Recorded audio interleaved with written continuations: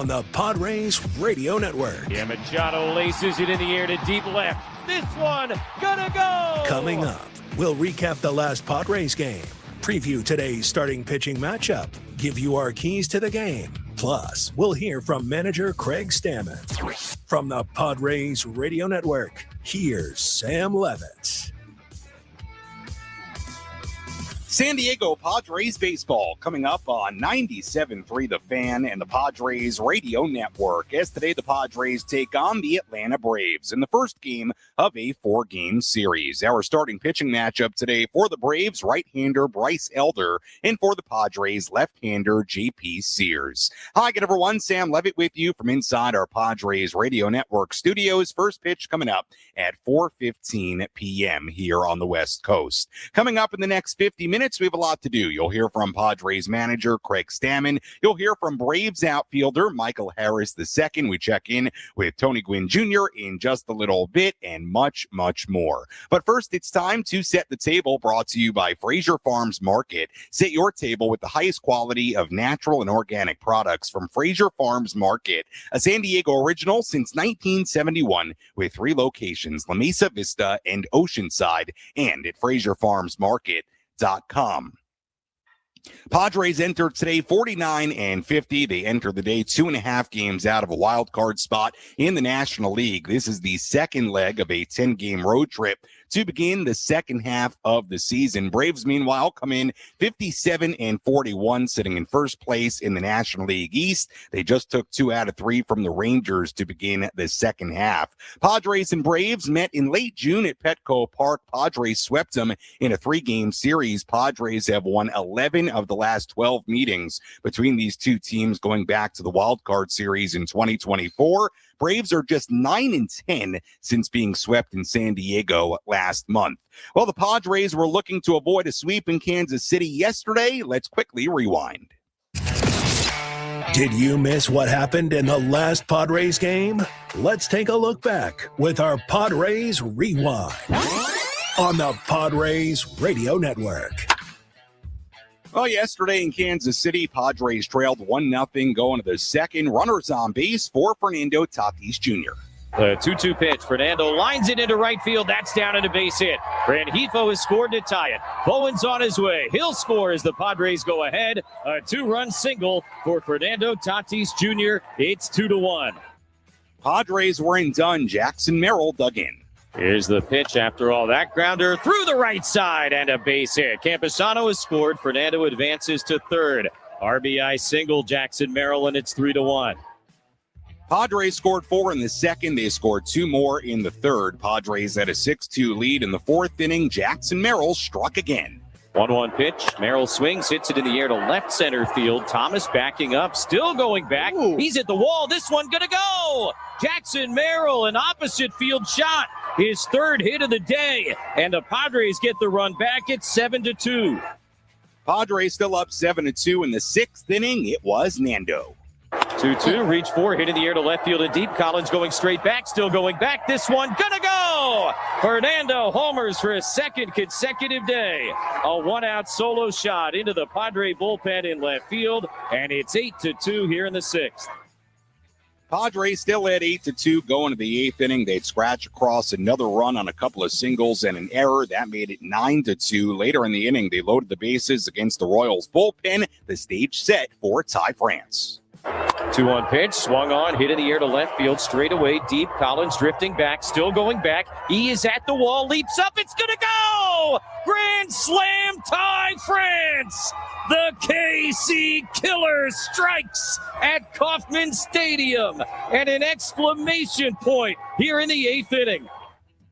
France would homer later in the game against a position player. Merrill did the same. Padres getting 6 runs in the ninth inning. Padres winning yesterday's series finale in Kansas City by a final score of 19-2, a season-high 19 runs on 19 hits. After a disappointing couple of days in Kansas City, Friday and Saturday, Padres picking up a win on Sunday, and we'll see now if the Padres can continue that momentum to Truist Park in Atlanta as we get ready for game one of this 4-game series. Now 7 games remaining on this road trip, 4 in Atlanta and 3 in Miami beginning on Friday. Let's go out to Atlanta and hear from Tony Gwynn Jr. Let's take a trip up to the Padres broadcast booth for a deep dive on today's matchup with Tony Gwynn Jr. in our Padres game preview on the Padres Radio Network.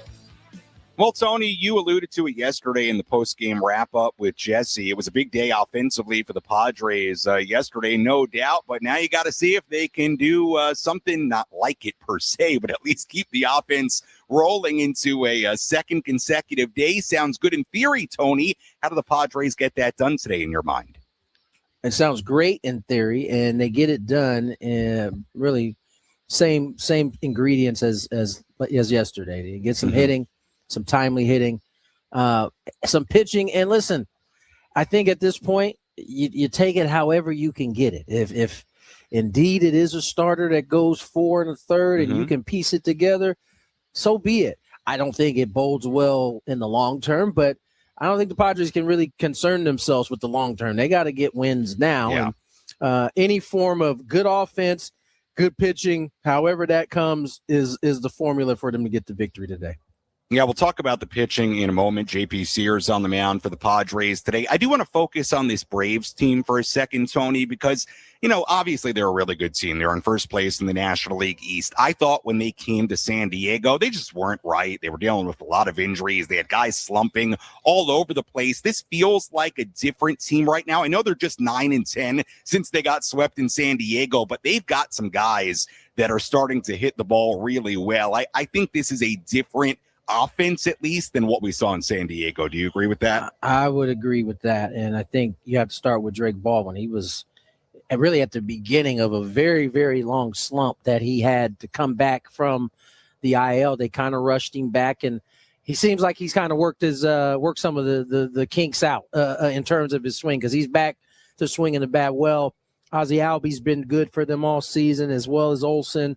I don't think the folks here in Atlanta are quite prepared to say Austin Riley started getting it going, but he swung the bat better before the break. So, listen, I think this is a different offense. However, they're 9-10 because their pitching, starting pitching in particular, hasn't been great. And so I think it's incumbent, as it was yesterday, for the Padres to come out and score runs. They're going to have to do the same thing in this series, and they're going to probably have to do it for 4 games here. Tony, let's talk about the guy on the mound for the Padres today, left-hander JP Sears. 4 starts in to his major league tenure with the Padres here in 2026. It's been up and down. His first start against the Braves in the majors this season back in late June, it was pretty good. 5 2/3 innings, 2 earned runs given up on 5 hits. What have you seen from JP so far, and what will you be looking for here today against the Braves? I think we've seen JP 2 different versions of JP. We've seen the JP who's in the zone, and not only in the zone, but on the attack with his fastball. And then we've seen the JP that, is not commanding it well and starts to nibble and ends up throwing a lot of pitches. And when he makes a mistake, he doesn't get away with them. And so I hope it's the early version, or the first version I spoke of, in terms of JP on the attack, using his fastball at the top of the zone. But he's got to get ahead early in order to do that. But listen, the Padres, as I said, it doesn't matter who it is on the bump. They need to be able to go out and throw up as many zeros. That won't be an easy task with this Braves offense, as you just mentioned. Tony, there was some pretty significant news in the last hour and a half or so. The Padres putting Miguel Andujar on the IL with a right wrist fracture. He got hit by an off-speed pitch yesterday. Didn't seem like much, but ends up being a wrist fracture, and he's going to be out for at least a little while. He had been swinging the bat pretty well lately. What kind of impact is this going to have on the Padres, Tony? Yeah, Miguel's one of those type of players that, if he gets injured as he has here, you don't really notice it until he's not around. And I think that's kind of what the Padres are going to really have to try to mask, because, his production, especially up against lefties here as of late, has been really, really good. He's been a doubles machine. and he's been towards the bottom of the lineup, and that's been key. And I think the Padres offense being able to turn the lineup over, get it to the top guys again, and so you got to find a way to supplement that production that you're gonna miss. And so, guys, here again, an opportunity is presented for some of these guys on the roster, and somebody has to take hold and grab it and run with it while Miguel's out. Yeah, absolutely. No doubt about it. You're exactly right. Sungmoon Song getting a start at shortstop today. Another nice opportunity for him. We'll see how the Padres do without Miguel Andujar, and we'll hear from Craig Stammen on the injury coming up in just a little bit. Tony, as always, appreciate the time. We'll talk to you and Jesse coming up at 4:05 p.m. here on the West Coast as the Padres begin this series in Atlanta. Thanks so much. Thanks, Sam.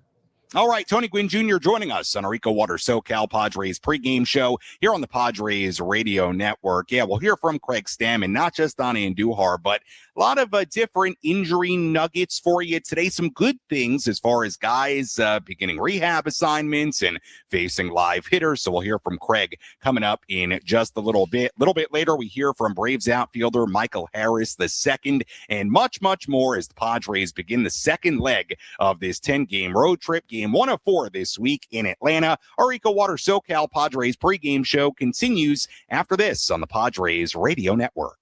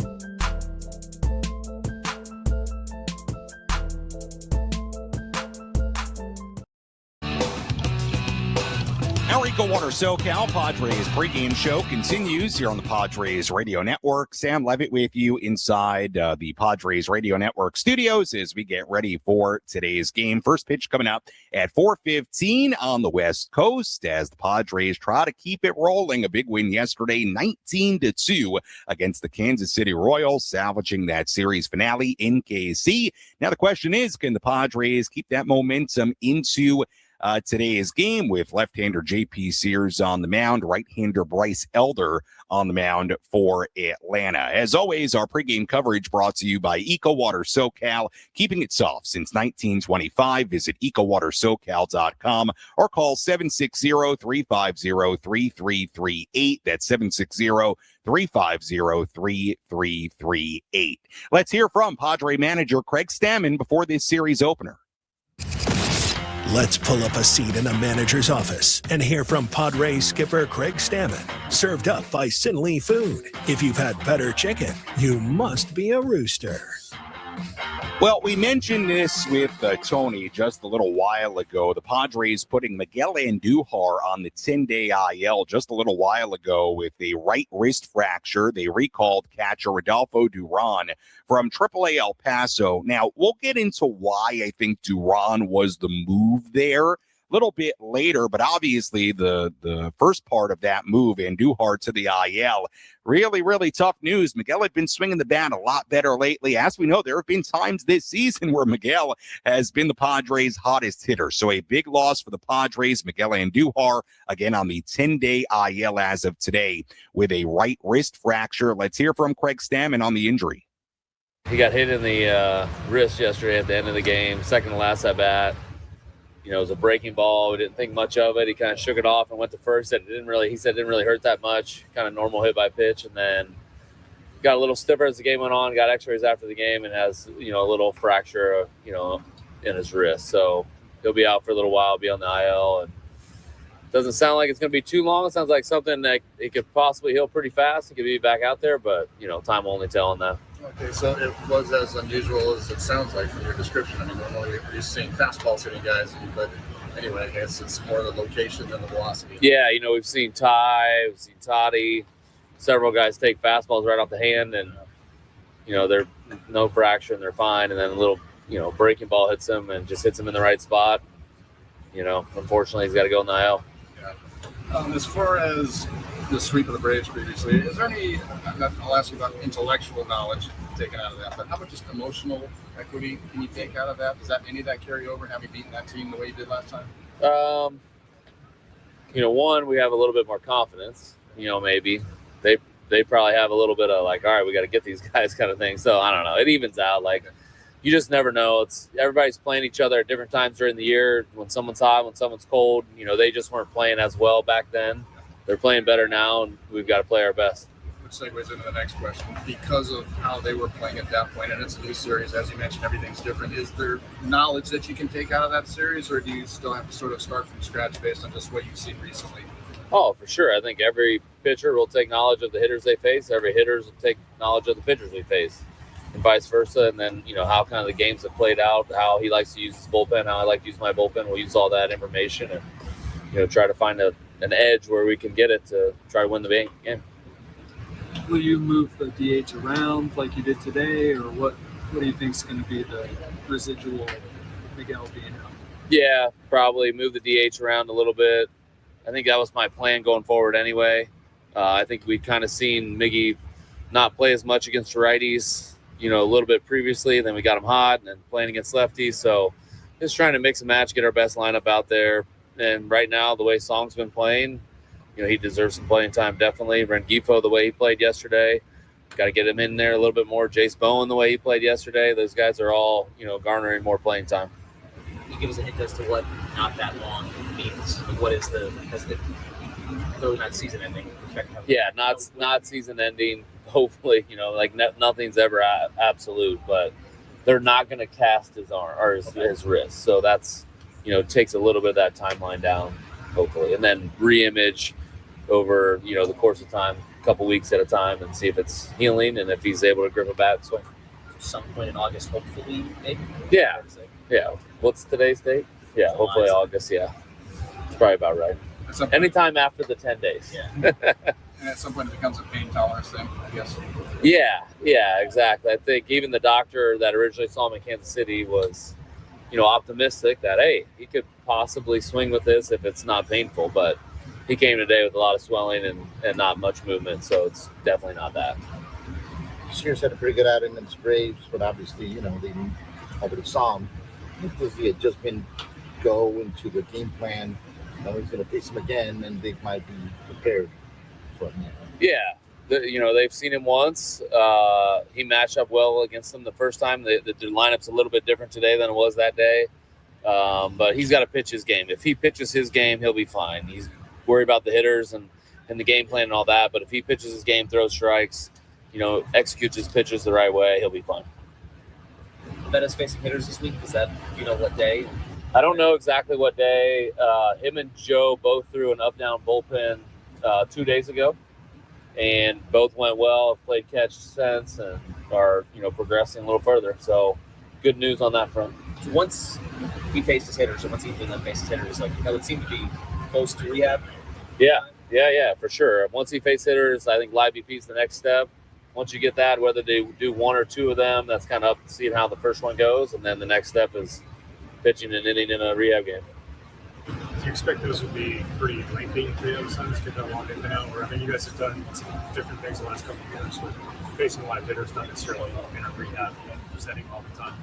Yeah, I think it'll be a pretty normal progression. They're both starters, and you want to get them on a 5-day routine. So, whatever that first game looks like, 1 inning, then it'll be wait 4 days, pitch again 2 innings, wait 4 days, pitch again 3 innings, that type of progression. I don't know exactly, that's not exact, but that's typically how it goes.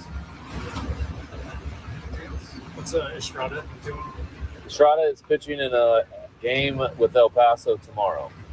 So he's progressing very nicely. He threw a live BP last week, speaking of it, and he's in a AAA game tomorrow. So evaluate how that goes and then see if he needs another 1 or 2 and then possibly, bring him back.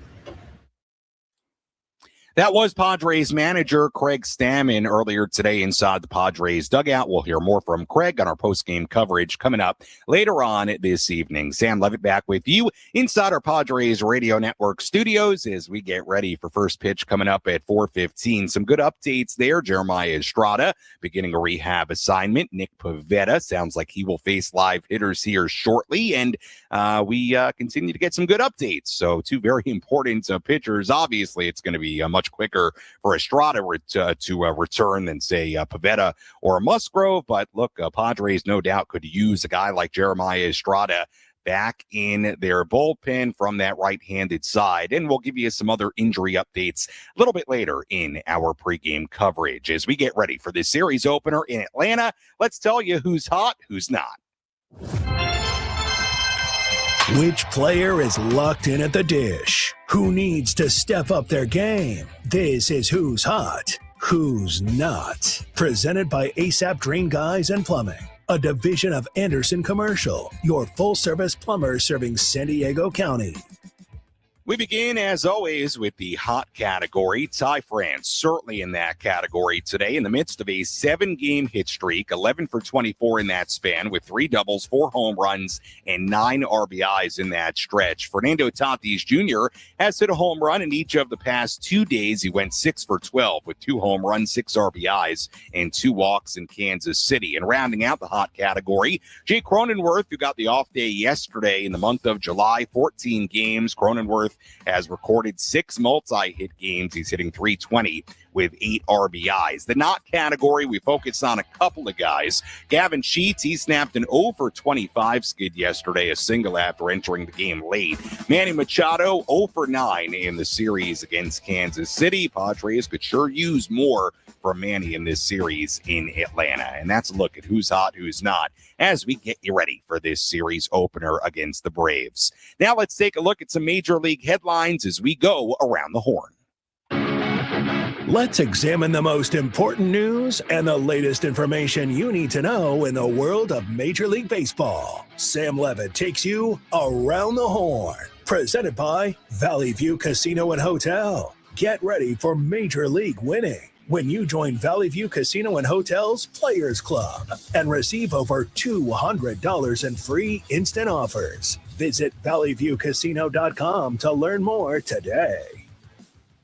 We had a trade in the National League West earlier today. The Rockies sending right-handed reliever Seth Halverson to the Dodgers for 2 minor league players. Halverson eligible to come off the 15-day IL after being placed on it earlier this month with inflammation in his right shoulder. He has a 4.74 ERA in 21 appearances this season. The Twins activated Byron Buxton from the IL before their game today. He had been dealing with a hip strain. The Red Sox have won 13 in a row for the first time since Ted Williams and company did it in July of 1948. The Red Sox hosting the Orioles today. Orioles have won 7 in a row. First game of a 3-game series at Fenway. Nolan Arenado entering today just 1 hit shy of 2,000 for his career. D-backs who have won 6 of 7. They had a massive win, comeback win against the Cardinals yesterday. They welcome the A's to Chase Field today. And finally, with 2 weeks to go until the trade deadline, 23 teams enter today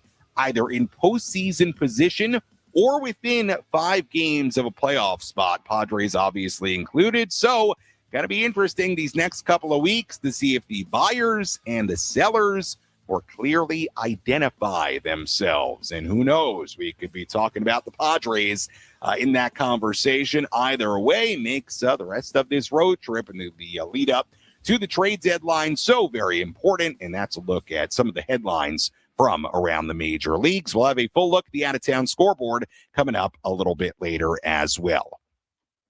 When we come back, we'll hear from Braves outfielder Michael Harris II before today's game in Atlanta. We have our keys to the game coming up in a full breakdown of today's starting pitching matchup between J.P. Sears and Bryce Elder. Much, much more to do on our pregame coverage as we get you ready for today's game in Atlanta. First pitch coming up at 4:15 p.m. on the West Coast right here on the Padres Radio Network.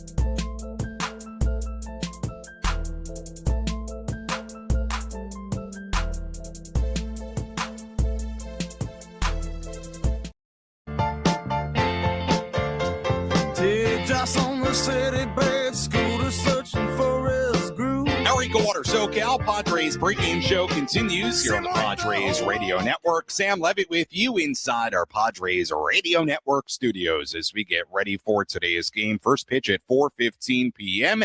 Little rush hour baseball for you as the Padres take on the Atlanta Braves. Game 1 of a 4-game series. Padres losing 2 out of 3 to Kansas City to begin this 10-game road trip, trying to get things going in the right direction. Padres enter the day 49-50.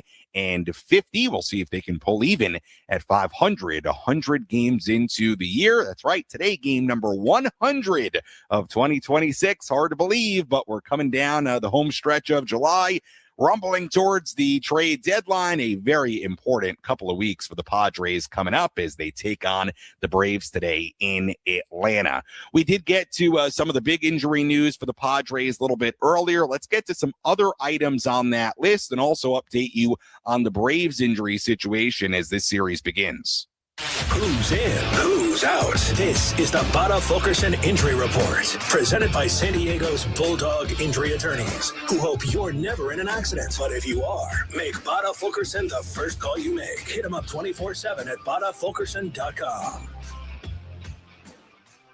Well, let's begin with the move earlier today. Miguel Andujar, again, if you're just joining us, unfortunately put on the 10-day IL today with a right wrist fracture, so some tough news there for Andujar, hit by a pitch yesterday. Rodolfo Duran was called up from AAA El Paso. That was the corresponding move. Now, I mentioned earlier, why was Duran the corresponding move? I mean, that's not a one-for-one position-wise. Andujar's not a catcher. Why is Duran getting called up despite the Padres having Fermin and Campusano activated?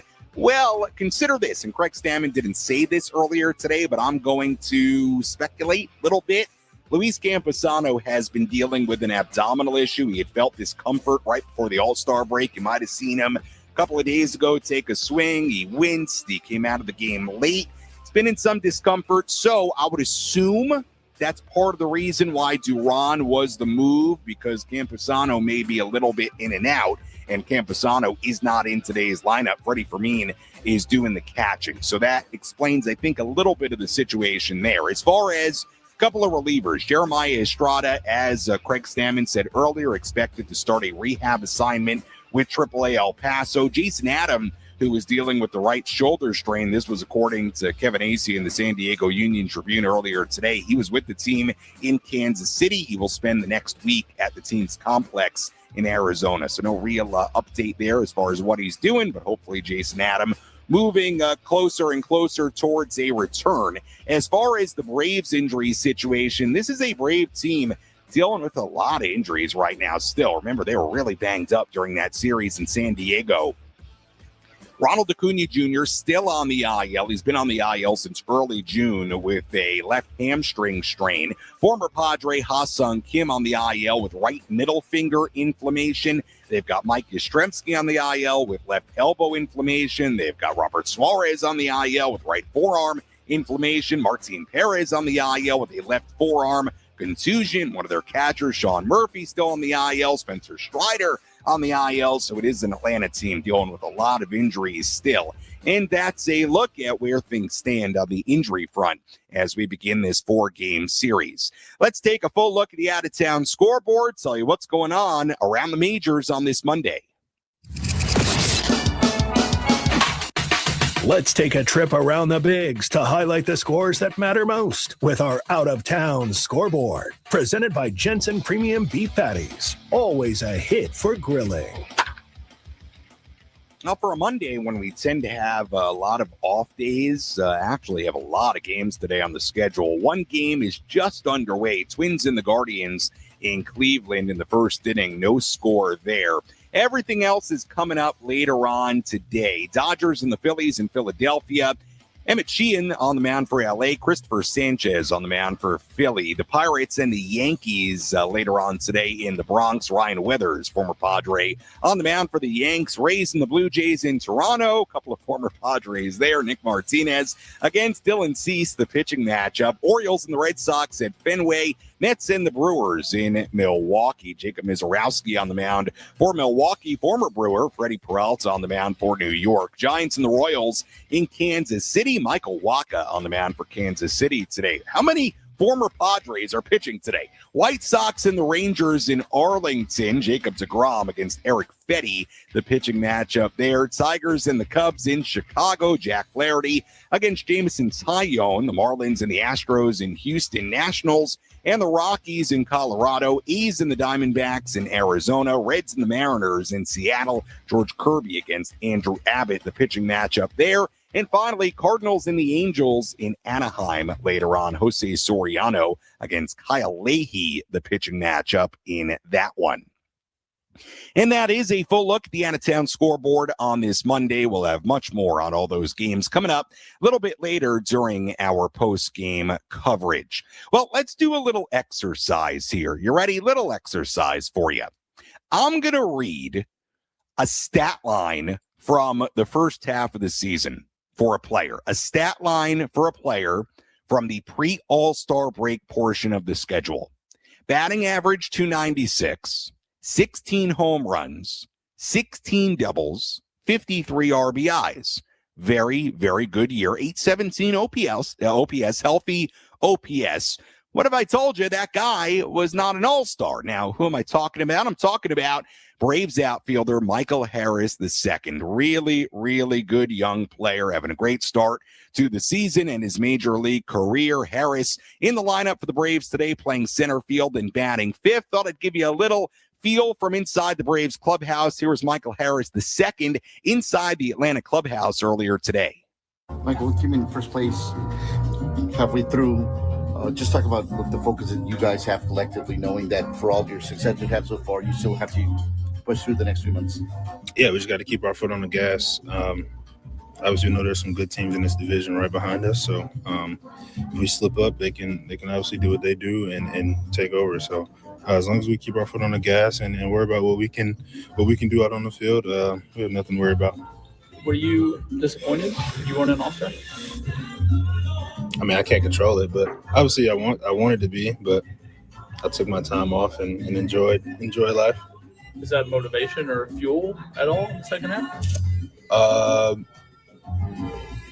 feel like I already had the motivation and fuel, but yeah, why not throw some more gasoline in the fire?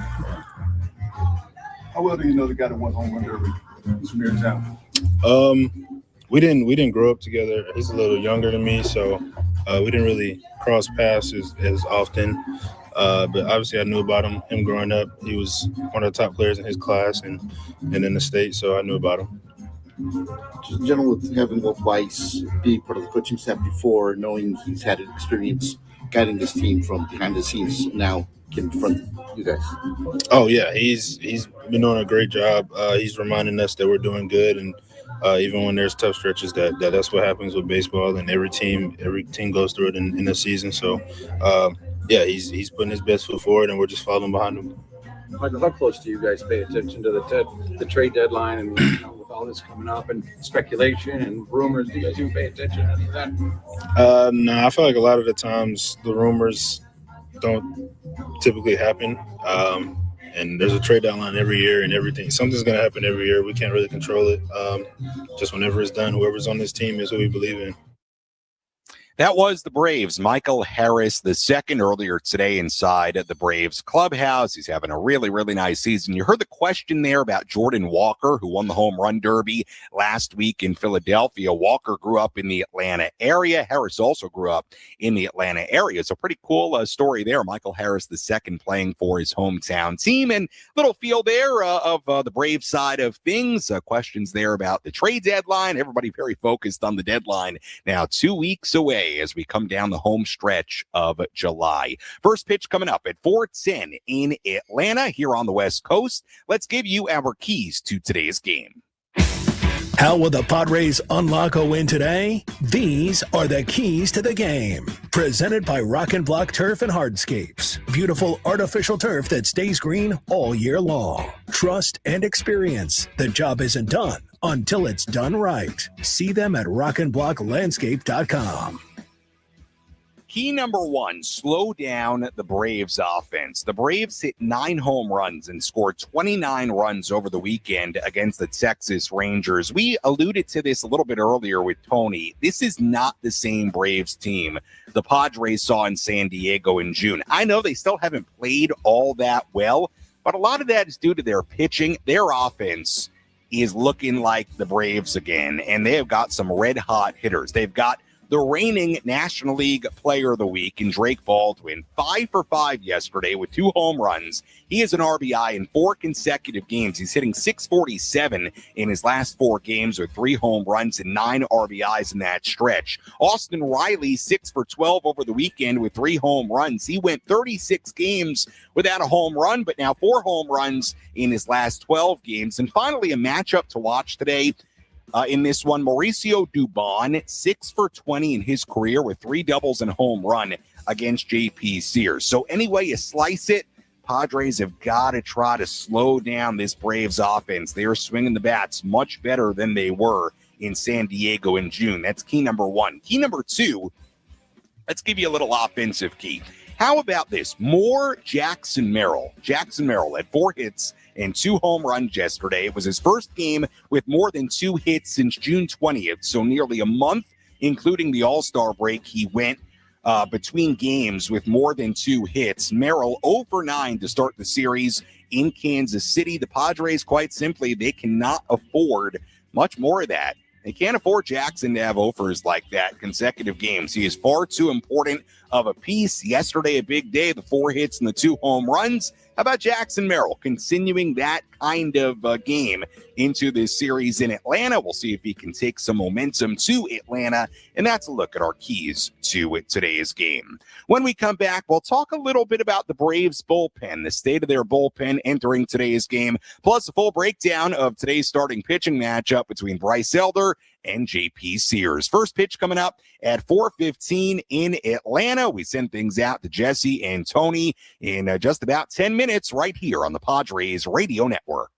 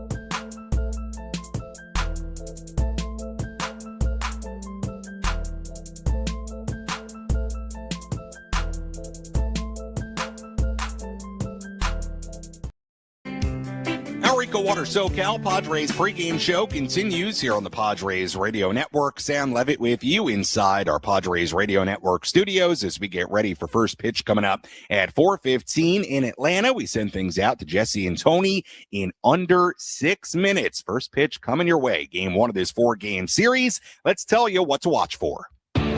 What's the one thing Sam Levitt will be keeping his eye on in today's game? This is What to Watch For. Presented by Genesis Home Improvements, San Diego's trusted painting, roofing, and window company. Save 15% today on a new beginning for your home. Visit GenesisHomeImprovements.com.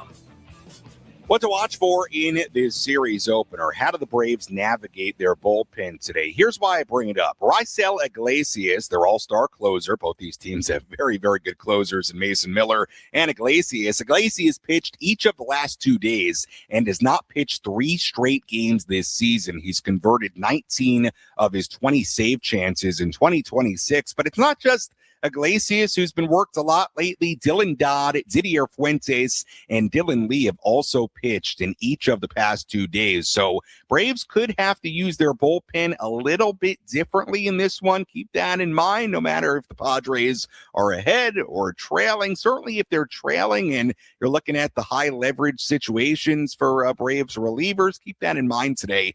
Might look a little bit different for Braves manager Walt Weiss as far as the bullpen management in this one. Let's break down this starting pitching matchup. JP Sears on the mound for the Padres. Bryce Elder on the mound for Atlanta. Let's break down how today's starters are shaping up with our starting pitching preview on the Padres Radio Network. On the mound for the Padres today, left-hander JP Sears, 30 years old. He's 4 starts into his major league tenure here in 2026. 5.03 ERA, 19 2/3 innings. His last start before the break against the Blue Jays, it was okay. 4 innings and a third, 3 earned runs given up on 6 hits. He took on the Braves in his first start in the majors this season on June 24th. 5 2/3 innings, 2 earned runs given up, 5 hits, 1 home run. Got the win in that game. One thing to note, the home run he allowed was to Joey Bart. Bart is in the lineup today doing the catching for Atlanta, so keep an eye on that matchup today.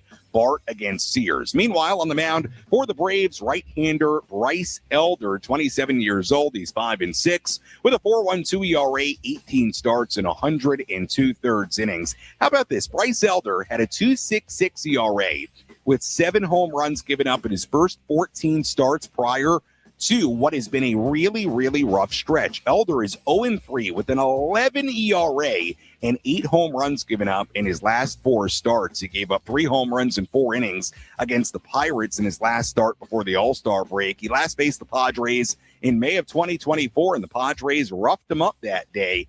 Got him for 7 runs in just 3 innings. And that's a look at our starting pitching matchup. JP Sears on the mound for San Diego, Bryce Elder on the mound for Atlanta.